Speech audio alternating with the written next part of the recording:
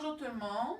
Alors cette semaine, on va réviser l'accord du verbe avec son sujet. OK? Alors, 4 étapes à faire pour bien accorder son verbe ou pour vérifier si son verbe est bien accordé. Première étape, trouver le verbe.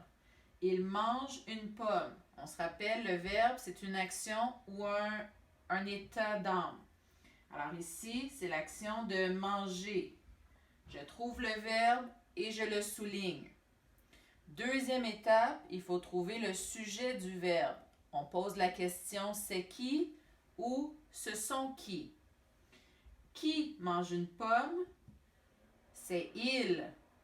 Il est le sujet. On doit l'encadrer.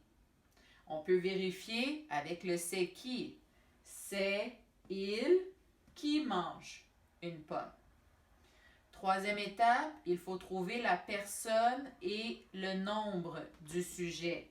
Ici, c'est un pronom sujet, alors c'est quand même assez facile.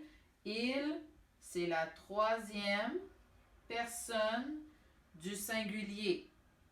On l'écrit en haut. Dernière étape, on fait une flèche vers la terminaison du verbe et on la vérifie. Le E est une terminaison possible avec il. Si c'est bon, je l'encercle la terminaison. Si ce n'est pas bon, je la corrige. Quand tu as un pronom sujet, un groupe du nom sujet, comme dans la phrase ici, le garçon mange une pomme.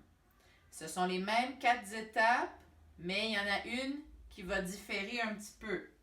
Première étape, je trouve le verbe.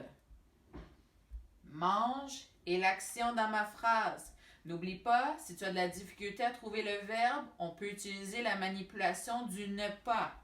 Le garçon ne mange pas une pomme. Deuxième étape, on trouve le sujet.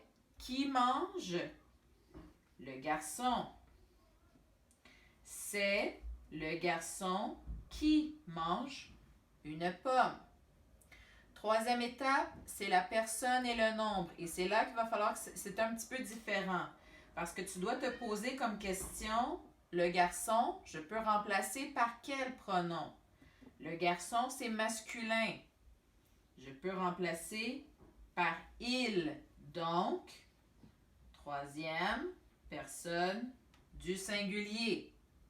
Dernière étape, je fais une flèche vers la terminaison de mon verbe. Avec il au singulier, E est une terminaison possible. C'est bon, je l'encercle. Si j'avais fait une erreur, je l'aurais corrigée. Bonne semaine!